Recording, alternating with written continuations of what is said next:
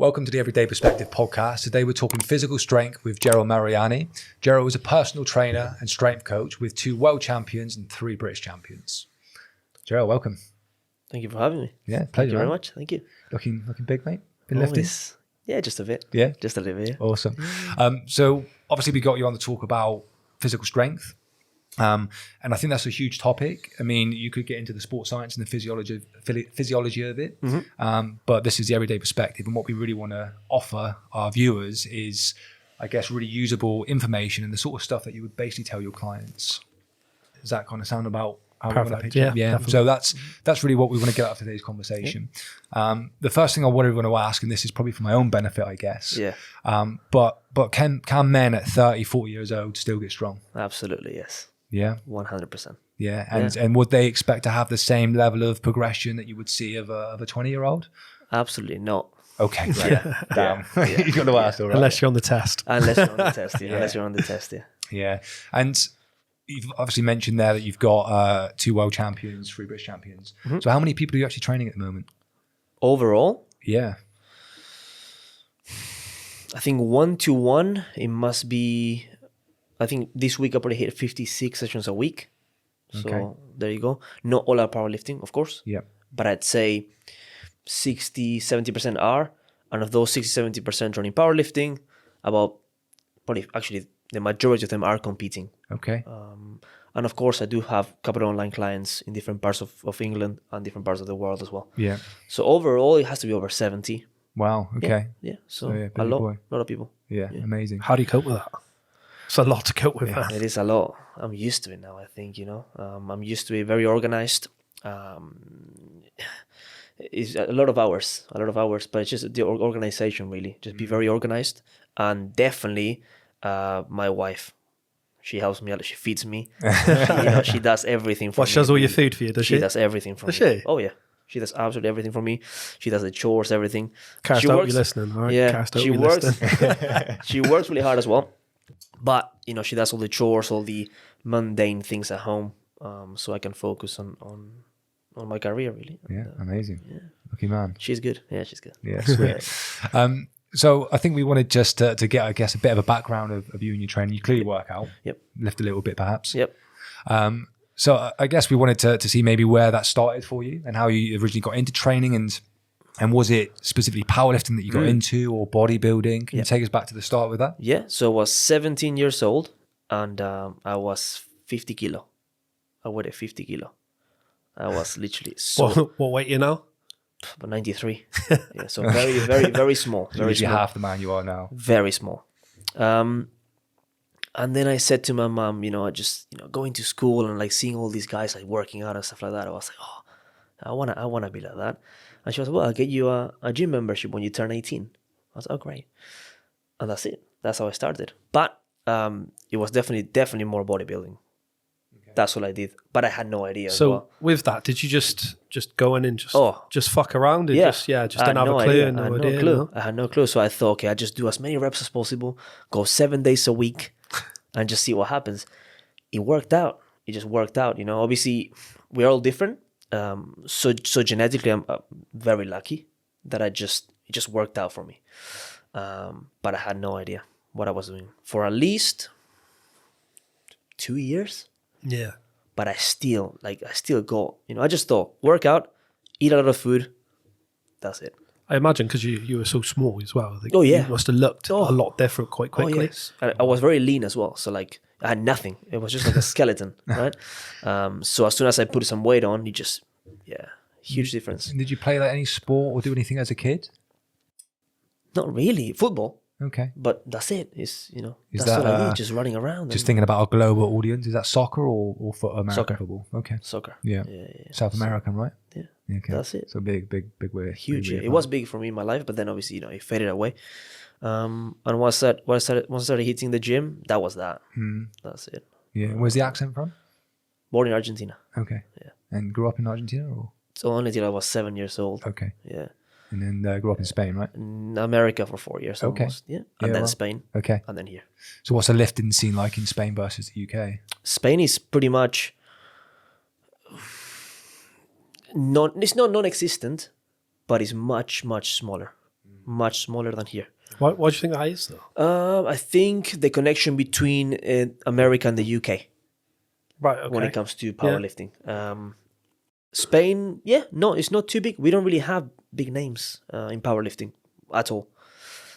Maybe a couple of them in the untested federations, but like natural federations, there's nobody in Spain. Nobody that I would know. So it has to be that connection between the American powerlifting scene, which is massive, and the UK. Yeah, okay.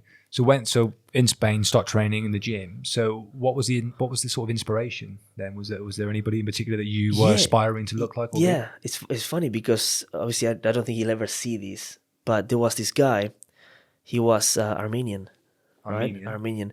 And he didn't go to my high school, but he was going to a different high school. And same age, he was huge. Obviously, if I see him now, probably wouldn't feel the same. But when I remember, I was like, I want to be like him. Literally, that was it. Okay. So it wasn't like, I don't know. It was just a guy. It wasn't Arnie. It was just some kid at school. Just a guy from a different high school. Yeah. That it was in the same circle group of friends. And everyone always used to talk about, how big is him? I mean, he's really strong. And I was like, fuck. So you wanted a bit of that. I wanted to be like him. Wanted a bit of the street cred, did you? Yeah. And that was that. And for maybe like 1 or 2 years, I always thought, shit, I want to be like him. And then, potentially like 2 years down the line, we met.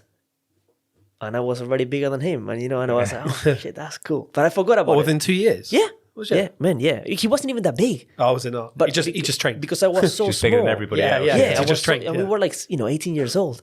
I was so small. I was, and then, so that's weird, but that's the original, Yeah. So when you started lifting weights and bumbling around the gym, not really knowing what you were doing, at what point do you think you added a bit of structure to your training? Let's think. I don't think I've added proper structure to my training until I moved here when I was 21. Give it a take. But even then, I was fucking around. Because obviously I moved countries. I had a job that was in a hotel, working all the time. I didn't have much money, so I couldn't do many things. So I'm going to say, probably when I started training at Virgin, active here. Okay. And I was, 23,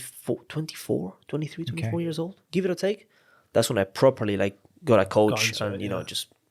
So you were pretty big already at that point? I was big. Okay. So that shows you. Was it just your commitment, you think? That's it. Constantly. I had some idea. It's not that complicated. Yeah. Getting big and strong. Getting big is easier. Getting big is easier. It was simple. I knew that if I trained hard and I ate enough calories to grow, enough protein to recover, and slept well. Yeah, I think if you've got that body type as well, where you don't put on a lot of fat, I don't. You're probably an ectomorph rather than an endomorph. I was. If you see a photo of me when I was a kid, and that's a massive difference, especially when you're lifting. And if we are honest, genetically wise, very blessed, and and that's it. That plays a huge role on the progress. So yes, I was big when you met me for the first time, and I was kind of strong, not super strong. But then of course I got a coach, got properly into it, and then just Yeah. So did you ever compete as a bodybuilder or anything? Powerlifting. My last competition, man, it was a push-pull meet. What's that mean? Bench press and deadlift only. Because my squat was shit. Is it still shit? No, it's pretty good. And it's probably relatively shit as well. So it's probably better than most, but just compared to now, right? Yeah. So, no, back then I don't think I could squat 180 kilo. So you could or couldn't? I couldn't. Back then. So what could you squat? Because that back then? Because I can't squat that now. Well, I know, but... You can't? No. I don't think I've ever squatted that amount in my life. But why would you do that? It's just it's heavy. I know. It's super heavy. It's daft, right? It's not... 180 is maybe not heavy in the powerlifting world, but for the average population, nobody squats 180. Yeah. Do you know, I saw something, I think it was today actually, when I was just thinking about this. It was on Instagram. Yeah. And it was, I don't know if this is accurate, so don't quote me on this, but it was a short that came up and it said that if you can squat your own body weight, if you can chest press your own body weight, seen it? And if you can deadlift 2 times your body weight, you're within the top 5% strongest people on the planet. I would say that's probably true. It's probably true. We live in a society that, don't really train. You can say it, mate. Lazy as people are lazy. I think it's all the, just the technology that we've got nowadays, like makes it easy though, doesn't it? Yeah. Makes it easy to be lazy. Yeah. People just don't do anything. Yeah. Because, they're just lazy. And I think that's the thing. I think because we've all spent time around gyms. Yeah. I've been going to the gym for years, been working in gyms for years, as I think you both have. And I think you do forget that actually outside of that, the people in the gym, they're already like a cut above. Just getting that far. Just getting in there. Yeah, 100%. 100%. And I think there's a huge amount of people that are still maybe yet to take that step, and they really should. Yeah. So competing wise with bodybuilding in your pants, didn't fancy that? No, screw that. Never. To me, I think what I realized. So I was big. Yeah. And I looked good, but I wasn't really strong. So I thought, what's the point? I think it's it's that decision you've got to make, isn't it? To me, what's the point? All show, no go, huh? To me, that was it. So my first or last meet, push-pull meet, I was 20, I believe, and it was like a beach. We were in the beach in Alicante. And we did a push-pull meet there. And my deadlift has always been pretty good from the get-go. So then I realized, right, okay, getting stronger feels better than just looking strong. Yeah. And that was that. That was it. And that's when you made the switch over, Yeah, pretty much. I think if you concentrate though on a goal, I think with bodybuilding, at times you can get a little bit lost in it. Yeah. Whereas I think with powerlifting or anything where you're goal setting, I think that's a lot better. And I say to my clients sometimes, It's more objective. Yeah, absolutely. Yeah. I say to my clients sometimes, have a goal that we want to hit. Yeah. The physique comes with it. Yep. If you're training 4 or 5 days a week and aiming for a goal of a 200 kilo deadlift, It does. you train regularly, you're eating towards that goal, and the physique just happens along with that. And I think that's what people miss sometimes. Yeah.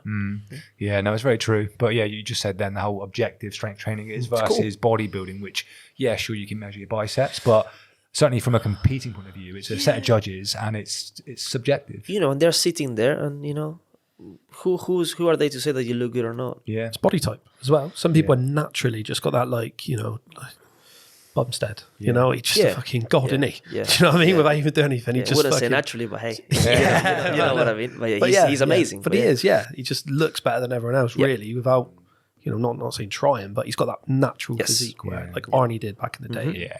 Yeah, it's insane. So you moved across into powerlifting now. Yes. So we've mentioned powerlifting a few times. Yes. And I'm just conscious that some people won't know what that is. Can you just explain in a nutshell what powerlifting is? Yeah. So strength sport, and it combines the squat, the benchers, and the deadlift. You have 3 attempts in each lift, and what you get, or the biggest lift that you get in each lift, you combine is your total. It's a combined total. Yeah. And there you go. So it doesn't. No. So it's about being all round then, is it? Yes. So when you used to compete, you said you had a shitter squat. Yes. Did that affect you? No, because I never did a full power meet. I did a push-pull meet. So deadlift bench. Okay. Because obviously I was new and I thought, shit, I'm going to get smacked. Right, okay. Because my squat wasn't very good. I think probably when I was like 20, I could only squat like 170, 160. Not very good. Only. you know what I mean. Yeah. And my deadlift was always fantastic. I think the first time I deadlifted, I pulled 220. So the first time Whatever. ever. 220. Just obviously shit form. But I was just, left your spine on the platform. So leverages and stuff like that play a big role. And then that's it, build it up from there. But competing was never for me anyways. It wasn't never something that I enjoyed in powerlifting. It never called me, And then when I started coaching people, I knew that was my thing. Yeah, that's incredible. Amazing. So you said bench. So just to clarify, that's bench press and chest press. Bench press. Okay, and then deadlift, obviously hip hinging movement, and then obviously knee dominant squat. Yep. Okay, perfect. And is it just the one rep you need to achieve? So 1 rep. Yeah. 3 attempts per lift. Yep. So you go first, second, and third attempt. Yeah. All right, wicked. We'll circle back to that a little bit later because I want to hear about some of your clients who have done really well. But for now, I just want to, chat through. Now you're kind of into more strength building and sort of development of that area. Yeah. And now you mentioned that you picked up a coach, so you're probably learning now. Yep. And obviously, as we talk to you now, you're a very sort of accomplished strength coach and personal trainer. So talk to us a little bit about how you actually build strength. I mean, from the programming and frequency, everything else. I think so. Very subjective to the client. And that's where the majority of my work comes in. Because like if it was so easy, I wouldn't be working the hours that I work, because everyone would, train the same. For people to understand it as easy as possible, if you think about strength as a building, right? The bottom or the base will be hypertrophy. So you'll have to do higher reps, higher volume, just to put some mass on you.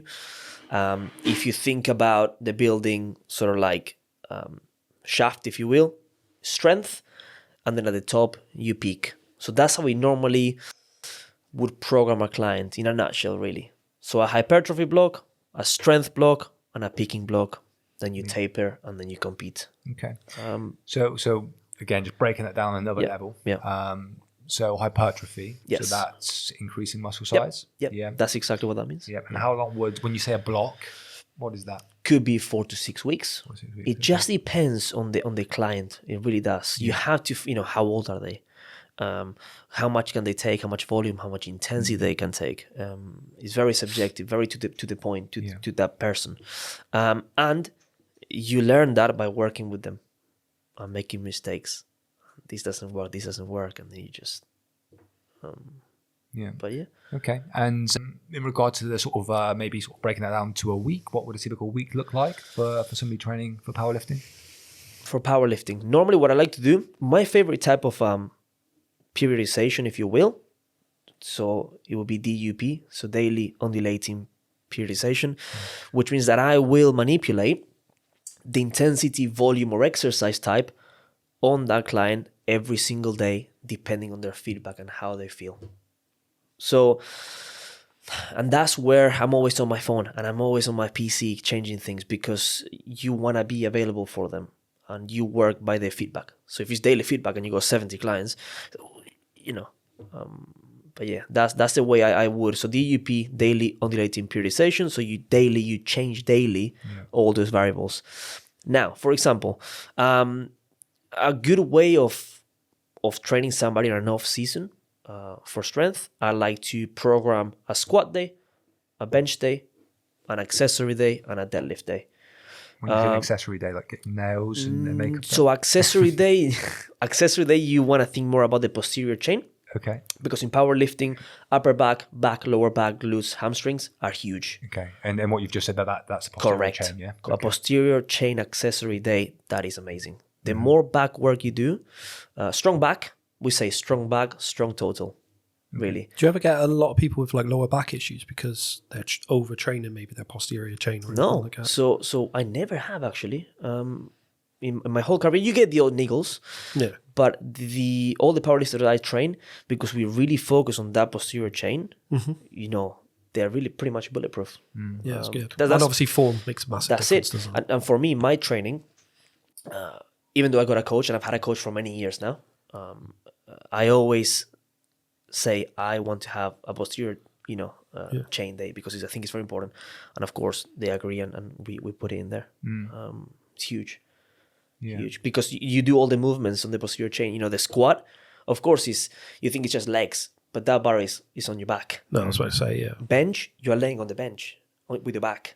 Very important. And deadlift, Yeah. To that point there, just in regard to the bench press. I think I know what you're going to say. Carry on. How much involvement does the back have in a chest press? Huge. Because the arch back thing. Massive. Yeah. So right. So yeah. This is a bit controversial, I'm going to say. Probably you're going to say it, but yeah, go ahead. But that was it. So obviously you're talking to a couple of PTs, and I've got some strength training as well. So we know what we're talking about, but we're just trying to, again, provide the everyday perspective. Think about what people see and what they want to ask. I've had loads of clients ask me, why do they bend their back like that? Yeah. Yes. It looks like they're cheating. Yeah. And you know what? I've been coaching powerlifting for nearly 6 years now, maybe even more. And I kind of think the same thing, right? So we would all like to see a whole range of motion bench press. Yeah. But the rules say, as long as your glutes and the upper back are on the bench, you're okay. Until a couple of weeks ago. Okay, so something's changed. Yeah, something changed. So this is perfect timing. Okay. So the IPF, the International Powerlifting Federation, has introduced what they call bench depth, right? Really? So essentially, if you think about a bench, someone arching super hard, and they only go like this, Well, yeah, which does happen. They end up going a It few used to- inches. Yes, not anymore. So now I believe, if I'm not wrong, your elbow has to be at the same height as your shoulder joint in the descent. Okay. No way. So lots of people got upset because I know people that with that crazy arch, they can bench like 200 kilo plus. You take that arch. Well, I think it's what you train for, isn't it? If I was about to say the exact same thing, yeah. if you're only training that small range of motion, you're going to be fucking amazing at that small, at 2 inches. But it's going to potentially change the entire mechanics of your movement. Fully. 100%, yeah. And don't get me wrong, if I could do that arch, I would. Right? Obviously, it's not allowed anymore. So you need to reach a certain depth.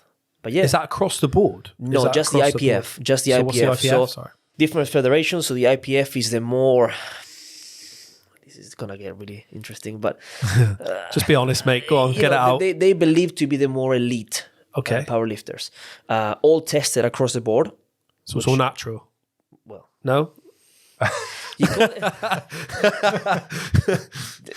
no, No, because okay. obviously on paper, yes. On paper, yes, they're all tested. Cycle on and off, though, yeah. But a cycle is a cycle. cycle You know, I just don't want to get too much into controversy. But you know, at the top of the sport, whatever it is, Yeah, mate. people do it. You look at it, yeah. So the IPF being the most elite, Okay, yeah. Makes sense. Okay. leave it there. Okay. So they would potentially set a trend there. So you may see others follow Absolutely, as a yes. result of And I that. think it's great.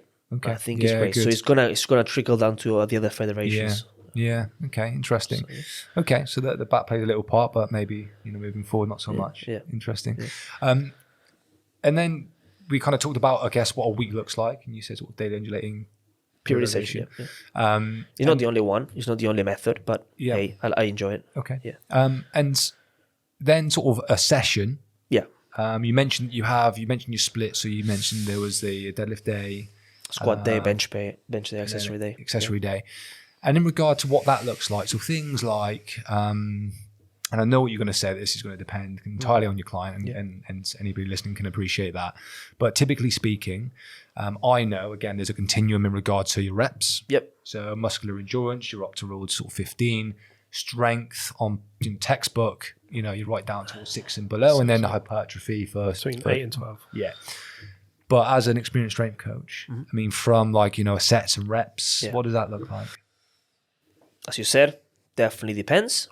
But for example, if I'm just devising a off-season plan for my client Josh, he came second in the last World Champs, and we do want to take it this year. We want to take that first place. He's very close. Him and the first, they're very, very close. So right now, for example, his squat day, we are working on pause squats. So again, variations of the lifts to tackle weaknesses. Yeah. Certain parts of the Certain lift. parts of the lift, correct. So he's doing a single 1 rep on that pause squat, and then 4 sets of 4 to back off with a lesser percentage. Yeah.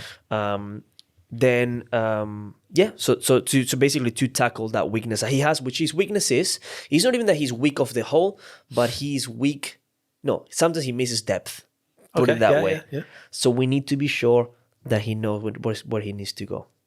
So for me, as a coach, as a powerlifting coach, going back to the point, I always like to prescribe singles and doubles on heavier weights. The majority of the time. Why? Because if we don't and we shy away from them, when we go back to heavier weights, they're going to feel quite alien. So I always like to have heavier intensity, heavier loads for every client. And would you do that every week, or would you just do it maybe once a month? No, definitely every week. Every week. Okay. And alternate, intensity. Some weeks I go really high. Yeah. And if he's feeling beaten up, then we back off a little bit. Yeah, I always look at when people do powerlifting training, and I always see them obviously doing the same movements, and I always think, is it too much of the same movement for injuries and stuff like that? But I guess it's your body adapts to that. It's what we do. Like, what I mean? Yeah. If you want to get stronger on the squat, bench, and You just deadlift, have to do it. Do it more. Now, but that is true. Lots of the work and the adaptations and the strength and getting better comes on those 3 or 4 sets of 6 after your single. It's not that just you do a single and you think, that's it. No. How do you cope with like the mental side of really focusing on just 3 movements? If that makes sense, because I know personally, Good point. I've, if I was, I was deadlifting a little bit and doing bench and stuff like that, not powerlifting, but I was like focusing on that last year. And I found myself at times just being like, I just don't want to fucking deadlift today. Yeah. I'd rather do something else, and I would go and do something else because I wasn't really on a program. I was writing my own program, blah, blah, blah, blah. How do you cope with that? So I get that question from some clients as well sometimes, which they get a little bit on the monotony of the lifting. So then I will add maybe some variations, maybe you're still doing the deadlift, but it could be a deficit deadlift or a block pull or a pause deadlift and so on. Now, if you want to be good at powerlifting, unfortunately, it is what it is. Yeah. It is what it is. And it takes a certain person to be good at powerlifting, I can imagine. It's just same as any other sport, I guess. If you want to be good at it, you gotta do it. You gotta do it. That's the thing. Yeah, I guess as much as it could get a bit boring, I think we touched on it earlier about how objective it is in regard to sort of chasing those numbers. Yes. I imagine that would be really good for retention because it's huge. People can really see that progress. You always see the progress. Massive. The competitors that I have now, that have been with me like 1-to-1 training sessions, the majority have been with me for the last 5 years. But again, that consistency and trusting in you has probably got them where they are. Yeah. They would have probably just give it up, done whatever, lifted weights, may probably kept themselves fit, but never would have had that sort of title of British or national or whatever they've gone on to do. And there's things that you can do to keep them entertained in the off season, but when they are in comp prep, it is. Do you want to do well in competition? If it's a yes, then do what you have to do, and that is it. So when you're saying off season and stuff like that. For example, if Josh competed 2 weeks ago in a regional competition, which he placed first, he did really well. Now he will not compete until July at nationals. So that's a long time. So does he have to make certain weights for powerlifting? Yeah, he's a 75 kilo guy. Okay, so he's a smaller build. But because we got such a long time until the next competition, we don't have to jump straight into prep. So we can just fuck around a little bit, work on those weaknesses. So with powerlifting, so there's weight classes. Yes. And then also, is it age classes? Yes. So what are they? So it depends on federations, but the ones that we compete in, which is the ABPU and BPU, right? Which stands for Amateur British Powerlifting Union and British Powerlifting Union. The first one being the tested one, the second one being the untested one. Okay, so one's tested for PEDs and one's not. Correct. Okay.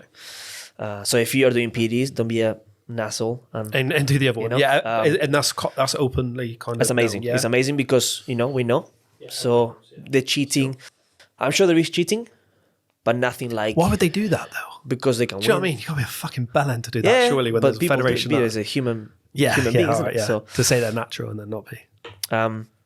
So there's different weight classes, all the way from like 60 kilo class. Is it like every 5 kilos or is it like, So say, I think, so if I go with the boys, I think it's under 60 kilo class, 67.5, 75, 82.5, 90.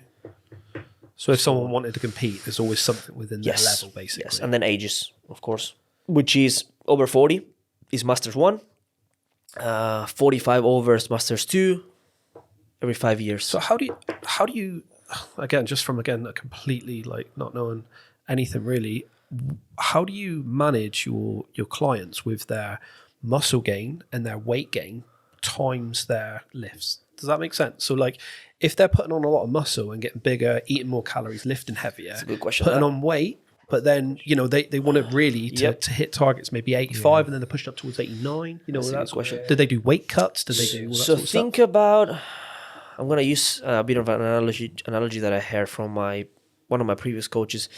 Like strength is more neural, if it makes sense. Yeah. It's neural. It's not about how big you are. Yeah, it's neurological adaptation. So my client Josh, for example, or Susie, she's a 67.5 kilo woman. Or deadlifting 150 kilo at 50 years old, or Lauren. My client Lauren, for example, if I use the peak for an example, my client Lauren beat. She's a 67.5 kilo lifter. She squats 170 kilo. She benches 110 kilo, and she deadlifts 190 kilo. Right? She benches 110 kilos. So stronger than 99.9% of the guys. Yeah, that's Right? insane. And what weight would you say? 67.5. Wow. Tiny. Yeah. So we've been working together for a very long time, right? 6 years now together, I think. And it's incredible seeing her lift. She just competed 2 weeks ago. I mean, ridiculous, I think she was about 150 kilo on top of the second place. No way. Yeah, overall. She'll take the world championship this year, like, easy. But it's more neural, meaning that she's not very big at all. Obviously, as you see her, she looks muscular, but she's not very big. How can I explain this? Strength is neural. So, do you remember Dragon Ball Z? Yeah. Are we going there, boys? No, we are. We are going Dragon Ball Z. Okay. I've got you. All right. Just ignore Paul for a minute, mate. I've got you. Dragon Ball Z. The basic Goku, right? Yeah. Still strong. Yeah. Strong, yeah. But what needs to happen? Exactly. Super Saiyan. Super Saiyan. 1, 2, 3, 4, 5.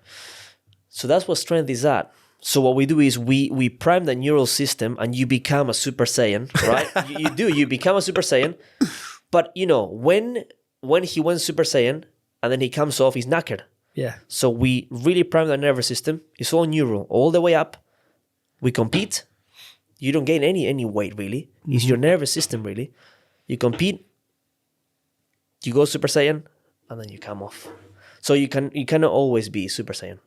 You cannot always be at your strongest. Yeah, and I was trying to explain this to one of my clients years ago, but why do you think it's important to obviously do like a lot of warm-up sets before you go for your big lift? To prime yourself. That's a good one. Your nervous system. Nervous system, yeah. Correct. So if I'm deadlifting, and I have a 320 kilo single, I'm not going to go, okay, load it up. I used to have arguments with people, well, one client in particular, because he used to want to come in and just lift, like do like a little warm-up on the bike, a couple of bit, little stretch, and then he'd want to bang lift, and he'd try and get his like 1 rep max. He's like, no, I'm fresh. I'm like, mate, your nervous system, it needs it. Yeah. And he just never understood it. But I think there is a balance to be had there, though, right? Because if you take too long to work up to that max lift, then you fatigue yourself and you can't achieve it. But then you know what to do by experience, Yeah. So I know I gotta do 20 kilos, 20 reps with the bar only, 10 reps with 60 kilo, 100, 5 reps with 100 kilo, and so on and so on. Yeah. And I know what works for me. Do you just work on percentages, I imagine? Yeah. Don't you, with the client? For me personally, it's by plates. So, if I go 60, 100, 140, 180, Right, okay. But the more you lift, the bigger jumps you can make. I was about to say, yeah. Right? But with clients, percentages, they know what feels right. Yeah. So, strength is very personal. Yeah. Right? So on that, I wanted to ask earlier when we were talking about some of the frequencies of training. So how do you... So I know that strength training is typically based off percentages of 1 rep max. Yeah. So I guess the question for you is how do you understand what someone's 1 rep max is, and then what percentage do you work at in regard to the lifts? Is it 80%? Is it 90, 95? Depends. That is so complicated. That's just we can frame this right now. Yeah. Every answer you give will depend on the client. But that is so complicated because generally speaking, is as best as you can. So I dislike the estimated 1 rep max because estimated. What does that mean? So how do you estimate 1 rep max? I want to know what you can lift. I don't estimate. I know you. But if you're I was going to ask, and then we can kind of segue into it a little bit now about a complete beginner, what advice we might give them. So if you've got somebody who doesn't really have any lifting experience, I know you said that you do like maybe that hypertrophy block, which is kind of a general preparation block to some extent. I think are you talking about those like say that if you can hit this weight for 5 reps, then your estimated 1 rep max is this? Yeah. Okay. I hate those charts. Yeah. So there's online calculators and stuff like that. I hate that. Yeah. Okay. I hate that because. Yeah. So you actually just go off what the lift is? Yes, so I think, because I tell you once, because when I was not very experienced, or less than I am now anyways, I think it was like a 200 kilo squat for 5 reps, right? Which is obviously nowhere near what I can do now, but it said that I could squat like 240 or whatever it was. I unracked that thing, and there's no way in hell I could squat that. Yeah, I remember on the CrossFit Games a couple of years ago, I think it was like Annie Thorstad was one of the girls, and she was doing something, I think it was like a clean and jerk or something like that. And she was like repping out like reps of 8. Yeah. Reps of 8, and she was like hammering everyone, and then it went up by 10 kilos, and she literally couldn't lift it. And I was like, what the fuck? And I said to Kirsty, I was like, how has she not lifted that? But again, it's like she worked to that weight, and then she had nothing extra. And in her interview after, she said, I can do a lot of reps at this weight. As soon as I go heavier, I've got nothing. So again, that is exactly. Well, I've read something previously about sort of muscle fiber dominance. And some people are sort of fast twitch dominant, some people are slow twitch dominant, and that will typically dictate the amount of repetitions they can do, I guess. And the power output at times. Yeah. So when you do the 1 rep max testing, Yes. you know, we've kind of said that you kind of work up to that, a good warm up, and then you sort of maybe someone's fairly new to it, but they've been working with you for a period of time. You said, was it 4 to 6 weeks for that hypertrophy block? Say 6 weeks. Could be 6 weeks, So in that time, you would have been doing sort of movement coaching and getting correct technique. Yeah. And then typically at the end of that, if someone was quite new, would you then start looking to maybe understand that 1 rep max? Maybe not straight after a hypertrophy block, because they haven't been exposed to a heavy load. Okay. Yet. After the strength block, then maybe yes. But say, for example, I get somebody new, right?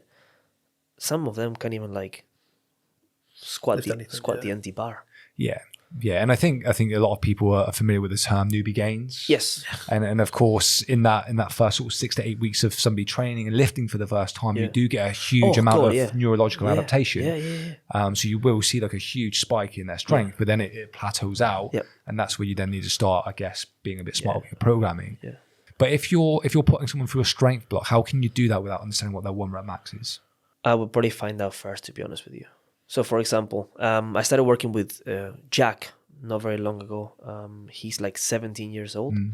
And we are now, we hit today a PB on the bench, 75 kilo, which is great for him, 17 years old. But what I do like to do before even starting a block, even the hypertrophy block, is show them the basics of the movements, the 3 movements. We'll probably take like 3-4 sessions, doing it. And then we'll probably go for it. We'll just do that 1 rep max. Again, if it's not very high, it doesn't. Yeah. When technique is sound, when I know they're going to be safe, and we will go for it. And then we have the 1 rep max. Yeah. So I never really start a block without not really knowing. Yeah. What the 1 rep max is. Yeah, fair enough. And I guess a key point there is the word we. Yeah. They're doing that under supervision, right? Always. Yeah. So what single attempts? Always I'm there. Yeah. So what role does a spotter play? So a spotter is basically when someone is, I guess. Well, what does a spotter mean to you? That's funny that you say that, because yesterday, one of my clients, for a 140 kilo squat, he bailed it back, and I was there and I caught that bar. I recorded on my phone. It was an amazing save. He would have literally broke both his arms. Oh, don't, mate. It was crazy. Really? Yeah. So literally, one of the doctor. It's a doctor client that I have.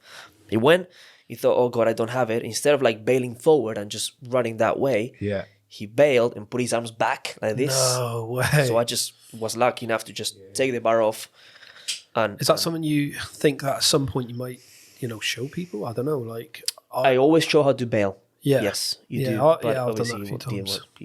I think it depends as well on the person, because it sounds silly, but some people don't have as much common sense as other people. Yeah. And I think it does depend on their background as well. The depth that you have to go through things with people. Like, you have to, with some people, if they've not really done a lot of squatting or they're not that sport minded, I find, you have to go for every little thing. Yes. Don't you? And even something even like that. Yeah. Spotters are essential. Yeah, so I know typically in sort of bodybuilding, you would use a spotter. I mean, for safety, on some occasions, but for forced reps and that type of thing. Is that typically something that you use in strength training? Do you do things like forced reps where you've got somebody assisting movement? No, because powerlifting, we train for competition, right? So if someone touches that bar or touches you, it's no rep. Yeah. Right. So we don't do that. No, we don't really. No, my methods anywhere. Anyways, we don't do forced reps. That's what I was about to say, forced reps. We don't do that. Do you do reps to failure or anything like that? We do AMRAPs, so as many reps as possible. We can do stuff like that. They have their place. But once again, it's more about specificity with powerlifter. And that's when it comes back to getting bored sometimes. It can be boring sometimes, but these people love it. So yeah, that's cool. So going back to the 1 rep max thing. So we've got an idea of what someone's 1 rep max is. And what are the percentages there? Because my understanding previously was that I think it needs to be at least 80% to achieve neurological adaptation. Yeah. But anything beyond about 95 is more of a demonstration of strength opposed to a way of building it. So what are the ranges, or what are the percentages? For example, my client Jake right now, he's huge. He weighs like 117 kilos, something like that. But he's lacking quite a bit of muscle mass, to be honest with you. So we are working with literally like 55%. We can work 55%, sets of 10 to 12 reps in the hypertrophy block. Yeah, okay. Is that to build muscle mass, basically? Correct. Yeah. He needs to build muscle mass. Yeah. So just going back to analogies, because I had no idea what you two were talking about when you were talking about Dragon Ball Z. Yes. An analogy that I've heard previously in regard to, I guess, developing strength is that if you imagine you've got a bottle of water, and it's a litre bottle of water, and maybe it's half full. So that's almost like your neurological potential.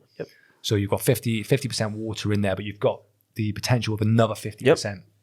So you can do your neurological adaptation. You can build up to 100% of that capacity. But then when that's a litre, you're done. You can't fit any more in. And that's where you need to go, right, I need a bigger bottle now. So now you go get a 1.5 litre bottle, and now you've got another 0.5 litres of potential growth.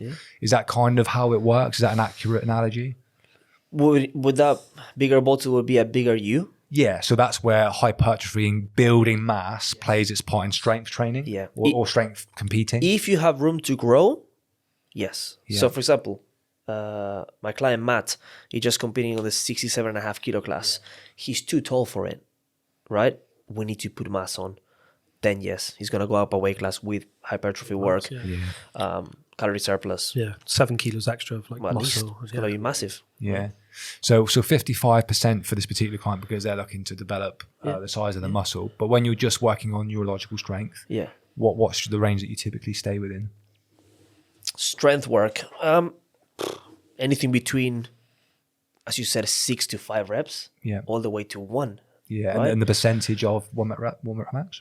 80 to 100%, right? Okay. You're talking about that, the top end. Yeah, I imagine it as well will come to the day and how people are feeling, maybe fatigue and all that type of stuff. I wanted to ask that question actually. It's a really good point, because I know in elite sport they do things like velocity training, where they've got ability to measure the speed of movement, and they can use that to calculate someone's fatigue levels, and they can adjust the amount they're lifting as a result of that, because I think research shows that it can literally move 10% up or down on any given day. So without that technology available to you, how do you typically measure people's fatigue levels? So when it comes to competition, say we finish your strength block, now you go into peaking block.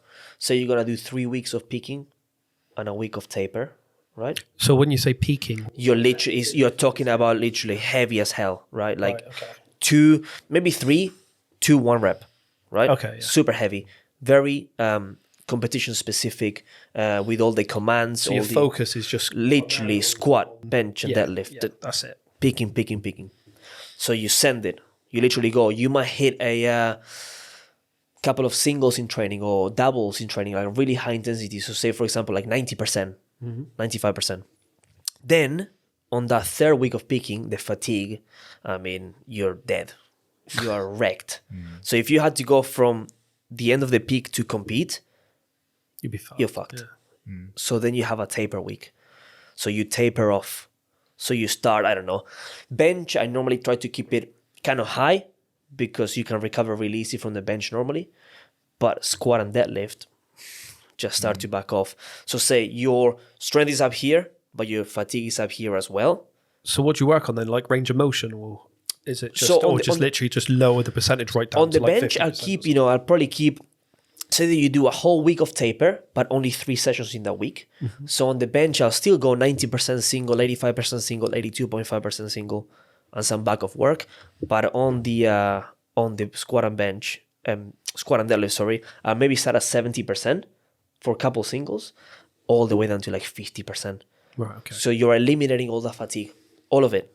all of it. And when you bounce back into competition, you're super fresh, ready to go.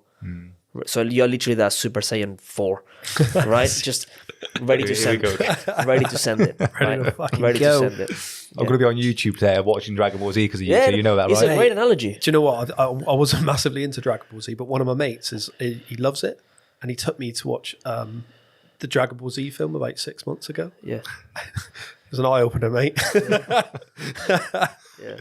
Oh, that's ridiculous. But I understand what the Super Saiyan shit is. You can be strong all the time. You Yeah, can be okay. at your strongest all the time. Yeah, no, that makes sense. And what role does nutrition play in both training and competing? It's huge. So before nutrition comes sleep. Okay. That's number one. If in powerlifting your sleep is not, to the T, your recovery is going to. Do you use any like supplementation with your clients? Like I've looked at some stuff before, and it's you can take like little sleeping things to help your cortisol. If your nutrition is not right and your sleep is not right, I just don't care how many things you take. It's just not gonna work. It's the basics first. Yeah. If everything is on check and you want to add a little sprinkle, that's cool. Yeah, no, that's what I meant. Like, That's as cool. in, like, there's some people notoriously bad sleepers. Yeah, some of them take like there's some supplements out there that promote sleep. But like there's some Strom stuff. I know I've looked into some Strom stuff. or contest sports. They got like really good stuff. There's a couple of things that I've maybe said to my clients in the past that to use if they do struggle with sleeping, and some have said it works a little bit, and some of them don't. But I don't know whether it's a placebo or like. It's always like even recommending some sleep hygiene habits as well. Yeah, like, 100%. that's what I do. That's what I do myself. Obviously, I'm always at work. I get home at like 9:30, 10 p.m. after speaking with 13 clients a day. And what I do is the last 40 minutes, no more phone. Just chill. Just put it away. If no, I just Yeah. Okay. So sleep's really key. see it. The nutrition, Yeah. So you mentioned earlier, I think, when you were talking about your own training, about sort of the amount of calories and protein. Yeah. So talk to us a little bit about, I guess, what you would typically advise your clients in regard to those sort of things. Are they in a surplus, which means they're eating higher than what they would need to maintain their body weight? And sort of protein, I'm assuming there's a ton of that in there. Yeah. So the majority, because they want to get stronger, Yeah. they are on a surplus. Okay.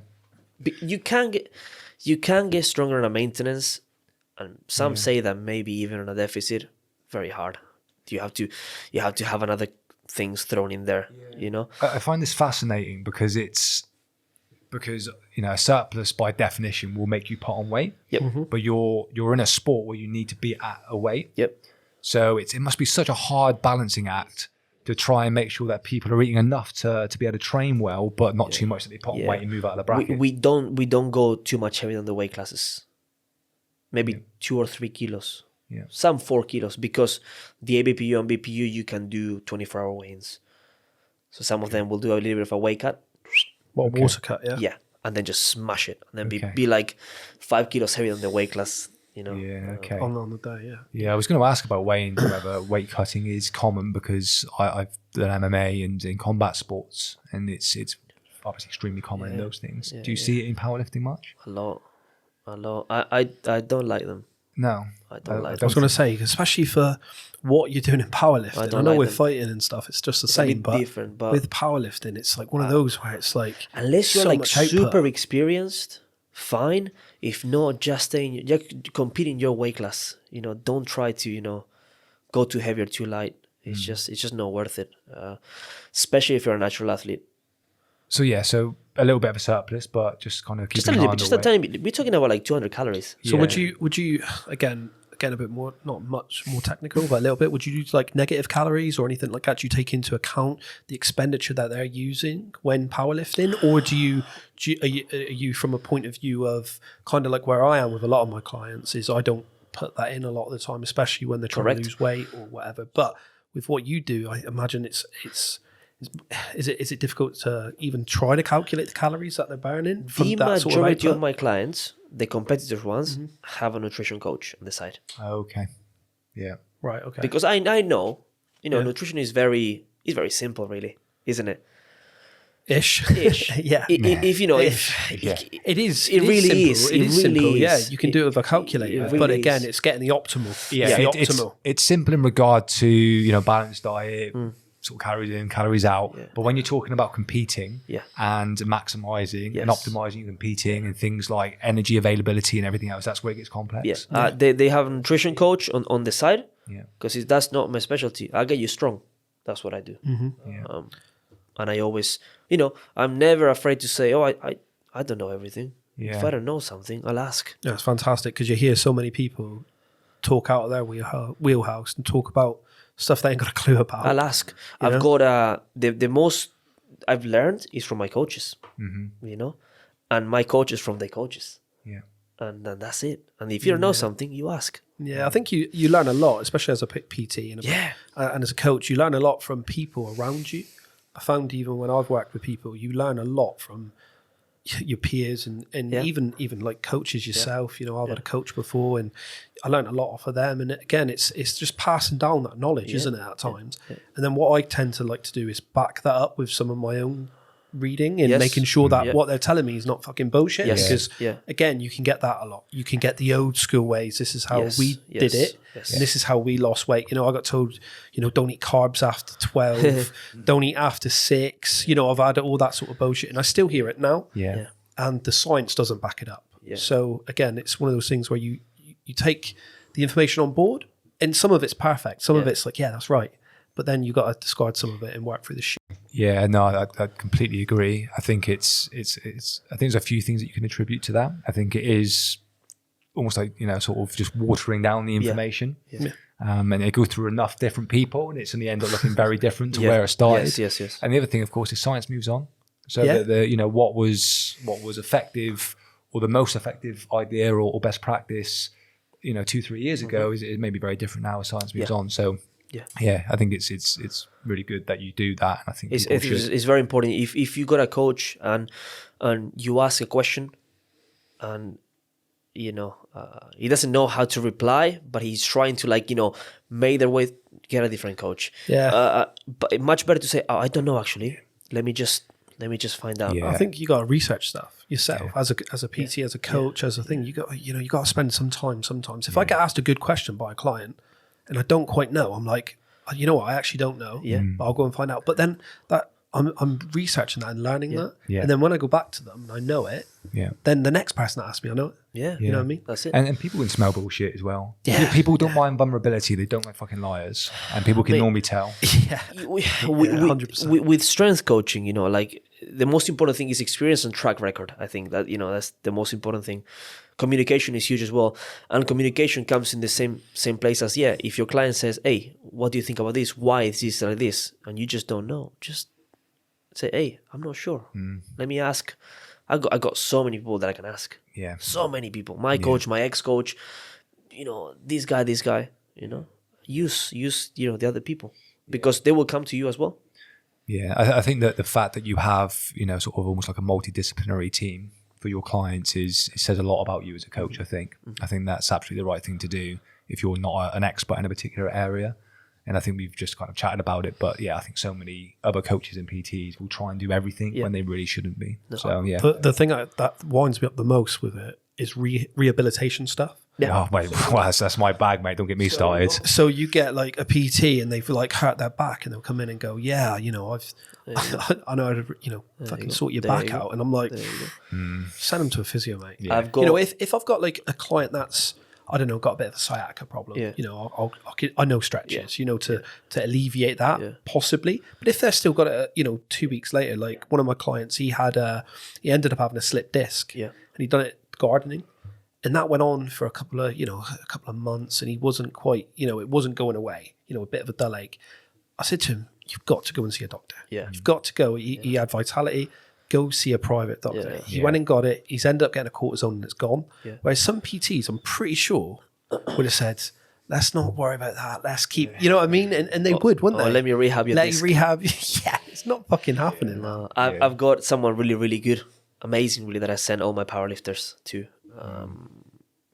Can I say a name? Yeah, mate. Give him a shout out. Plug him. Her name is Brooke. Injury walk-in clinic.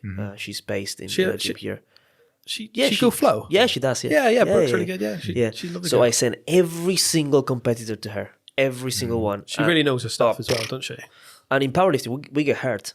Yeah. I'm seeing her tomorrow anyways, but we get hurt. So she's the one that I send all my clients to. Yeah. And they just come back and just You got to refer me. tip top. you know. Yeah, if you're in the Plymouth area, hit her up. Yeah, she's amazing. Have a team. Yeah. Physios, nutritionist, strength coach. It's the best you can do. Yeah, awesome. Another interesting thing that I've always found with powerlifting is I guess the psychology of it. Yeah, Because massive. again, my kind of competing history is in combat sports, Yes. and you can train all you want, Yep. but it's a fight. So You could it's still a get fight. knocked out. Yeah. Whereas with something like powerlifting, I'm like, you're going into a competition knowing what you can lift already. So what part does psychology play in regards to competing? And do you see much of a difference in people's performance? Yeah. Tell us about that. It's mindset is everything with lifting weights. It's easy to say that when you see loaded, the way that you're supposed to lift, if your mind is not right, that thing is not going to move. It's not going. So the mindset is everything. So it depends on the client, but the majority of people, if they have their mind right, will perform better in competition day because of the adrenaline. Adrenaline, yeah. They will. Not on the first competition or second, but down the line, because they know what to expect, all the variables, potentially different bars, obviously different environment, the wait time between the flights of lifters and how long they have to wait. But this one, for lifting weights, everything. Yeah, I think sports psychology and it's competing, fascinating. it is. It's It's a huge area. It's massive. Do you think is it the fact that it's a competition, or is it that they're competing in front of people? What do you tend to find people stumble upon? But I think obviously powerlifting is you versus you, right? It's an individual sport. But when you go in there and you see all the people that you're against, and you see these freaking animals, or you see really looking strong people, you shit yourself. Your legs just go, and until you don't get that first quarter of the way, you are shitting it. Doesn't matter how many times you competed, how strong you are. You're just, I imagine it's one of those things as well. Like, if I failed a lift, say I'm doing a lead lift, I fail a lift. Yeah. I rarely ever get fucking back off the ground. Yeah. Does that make sense? Yeah. Like, and that must be so hard to deal with, especially in a competition. You fail your first lift, and you know you can do it. that's it. But that's it then. You're just not getting that fucking bar. And that's why, I always say to anybody, unless you're extremely experienced, open light. First lifts, just go light. Just get it in the bag. Yeah, because that's probably good advice. My God, if you start in the wrong, that's it. You're cursed. Yeah, no, that is good advice. Do you find, again, just using fighting as an example, do you find there's like mental warfare? So obviously in fights, you will have the opposing fighters getting each other's heads, and there's a lot of bravado and that type of thing. Do you get that in powerlifting? Yeah. Shit, are you talking shit talking? Yeah. Definitely. But it's more looks. Is it? Yeah. Like if you, or like, for example, on last weekend, Josh was against this guy. They were very close. And this guy gets close to Josh and says, hey, I think I'm going to go 250 kilos in the deadlift. What are you going to do? And they just little talks like that. And that, that can be quite. Yeah, it's just getting in your head, isn't it? Yeah. They do. Yeah, they do. Yeah. Do you ever see it gets out of hand or anything? Never. No? No, powerlifters are very nice people. Okay. Honestly. Respectful, yeah. There is assholes in every sport. Yeah. But normally What's the class in general of people that go there and do powerlifting? All types. Is it across the board? You get like footballs, apparently for like, the poorer side. Then you got rugby, like the middle class and stuff all like that. types of people. And what I find is the stronger the person is, the nicer they are. Yeah. Always. I think that's just confidence and assurance in yourself, isn't it? I think You in don't have to general. prove anything, Exactly. Yeah, you're not, Yeah, it's a fascinating sport. It is, isn't it? Sorry, just quick one. Is there any money to be made in powerlifting? If you're at the top, because a lot of sports in general, again, we jiu-jitsu and all those types of things. Jiu-jitsu skills don't pay the bills. Exactly. Only if you are Conor Ryan. But I think he's the only one, isn't he? But yeah, so yeah, in powerlifting. Definitely nothing like jiu-jitsu. If you're Gordon Ryan, you earn a lot of money, right? But I think he's an exception. But that's also a lot through his instructionals and his entrepreneurship as well. It's not necessarily through his competing. Yes. That's him just being a knob, basically. Yeah. Getting this huge following. I think in powerlifting, you either make money as a coach course, definitely there. As a power lifter, oh man. Like if you used to do For example, right? My coach, right? One of the best powerlifters in the world. I mean, amazing, right?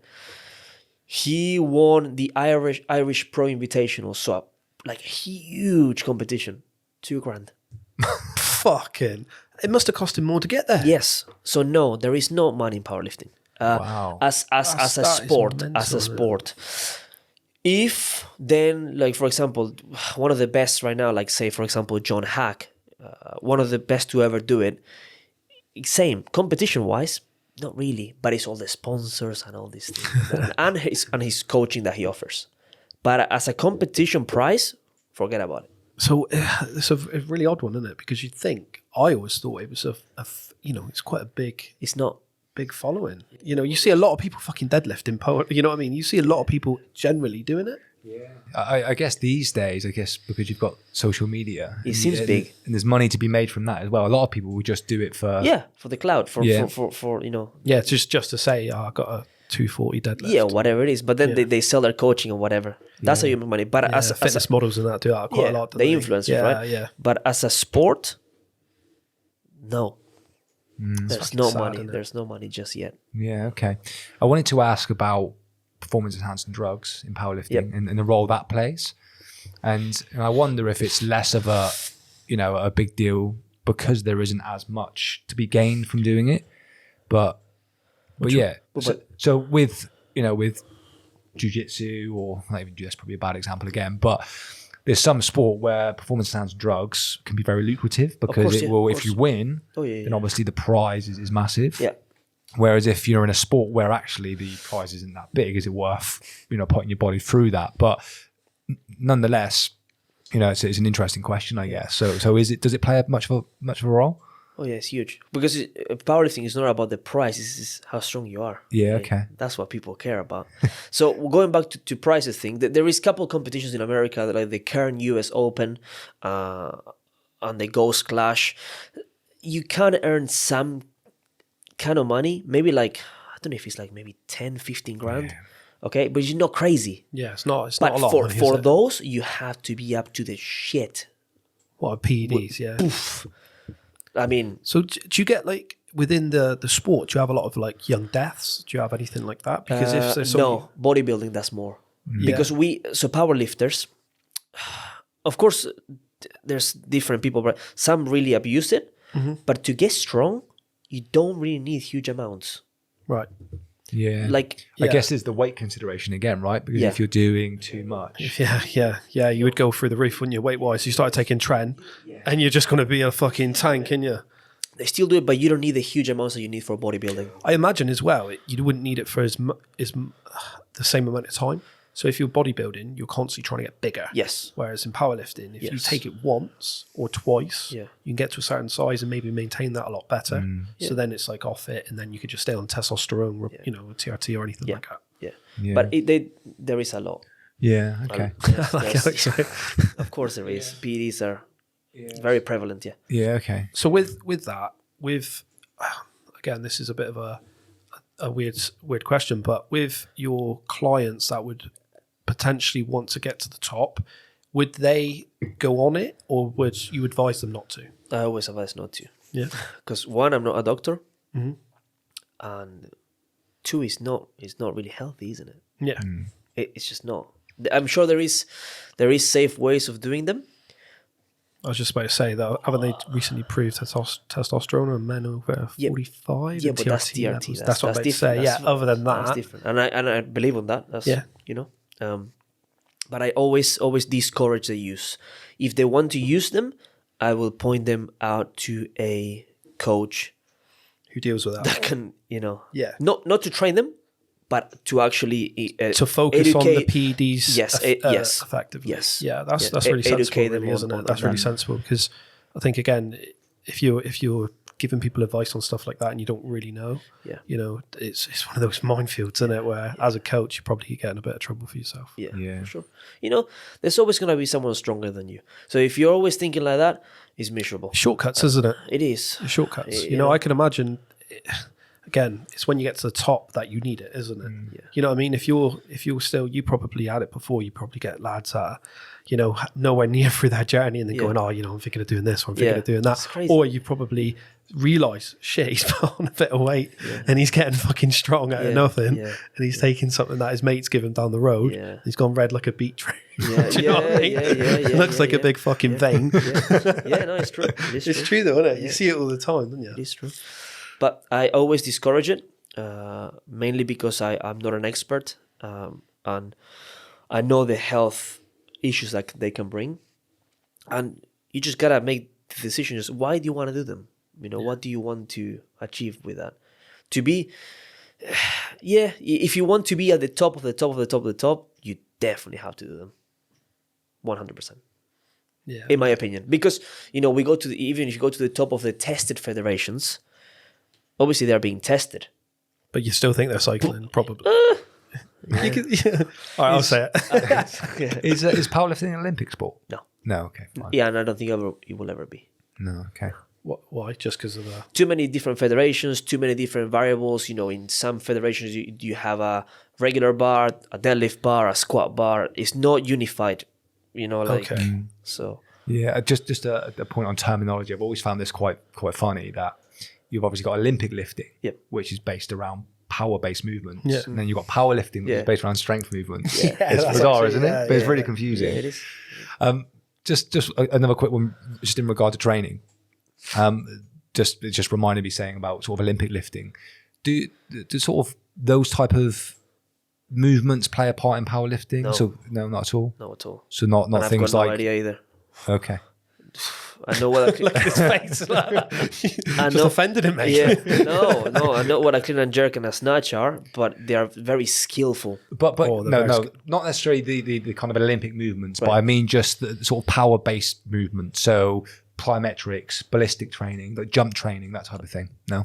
And I'm sure some coaches might use it. Yeah. But I don't. I think it's not even that. There is a style of coaching which is the conjugate method, which uses chains, bands, dynamic efforts, speed days, whatever. That sounds like that. Yeah. But it was developed in America by Lewis Simmons, and I definitely don't know much about the conjugate method, but it looks fun. Yeah. And I know a couple of friends that are experts on it. Yeah, okay. But no, I don't use any. Yeah, because I know it transfers the other way quite well. So if you're trying to improve power, then you need that strength base. And then you kind of almost, you continue to maintain your strength base as you improve your rate of force development and start building in sort of speed and power. Yeah. So okay. Interesting. It's like,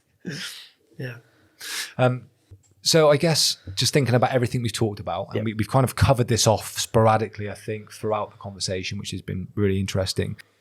But if someone's watching this right now and they're a potentially 30, 40-year-old bloke and they don't have a lot of lifting experience, but they've maybe seen the last episode, they've listened to you, they've been a bit inspired now to get into the gym and start lifting weights, what advice would you have for that person? First one and best, get a coach. I mean... That's the best one to do. Obviously, get down to the gym.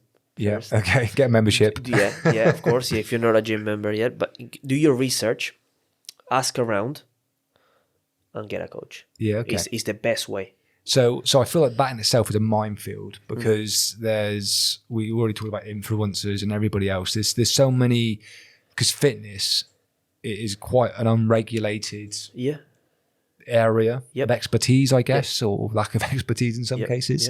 But there's a lot of coaches or PTs out there that maybe aren't qualified. So how would you advise somebody to identify a good That's a good coach? Question. I think have a look at who he trains, right? The track record.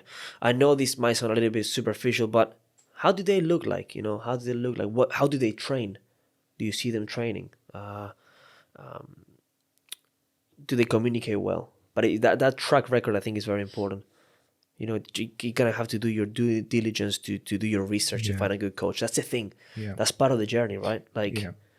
And I think a lot of coaching is done online these days. Yes. But we've already talked about the importance of movement coaching and spotting.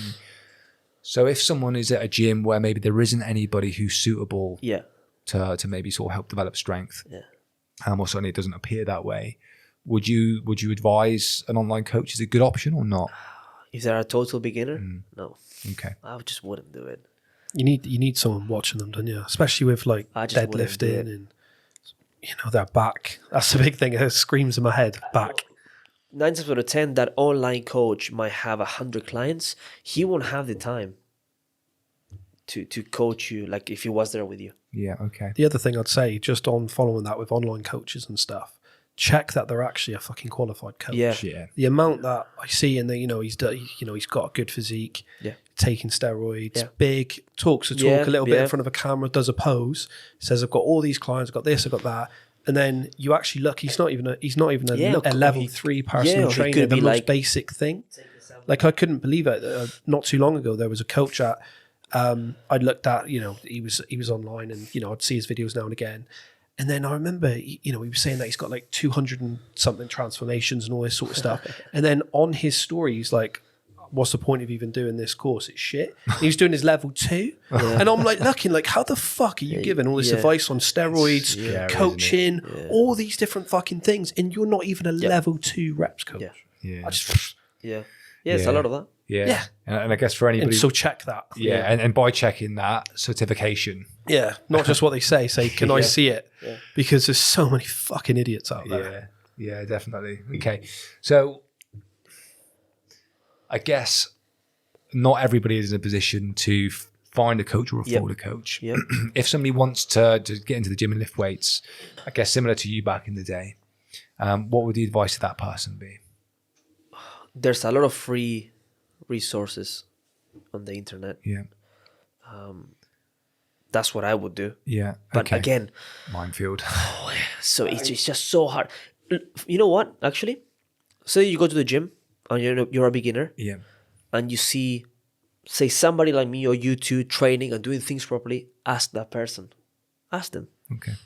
Ask the biggest guy in the gym. Yeah, Because normally 9 out of 10 they'd be nice. Yeah. And they'll guide you in the right way. yeah, With regards to price, though, like you're saying that people can't afford a personal trainer, what I say to a lot of my clients when they first start is a lot of people are living in a shit way, eating crap food, doing this, doing that. I'd say most people can find the money for a coach if they cut out the shit lifestyle that they're leading. I agree. And it ends up they save money by having a coach. So many fucking times I've said to people, right, let's break it down then. You don't think you could afford me?